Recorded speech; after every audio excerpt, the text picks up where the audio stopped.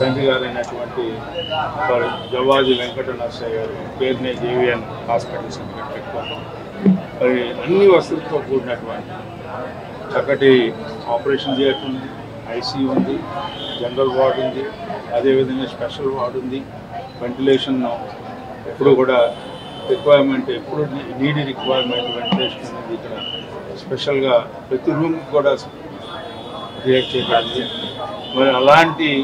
ఇది ఒక హాట్ ప్లేస్లో మరొక హాస్పిటల్ రావడం అనేది, చాలా హాస్పిటల్స్ ఉన్నాయి ఈ ప్రాంతంలో. వీరికి అనుభవం ఉన్నటువంటి, అనుభవంతో కూడినటువంటి, ఎక్కడ కూడా మచ్చలేనటువంటి వైద్యపరంగా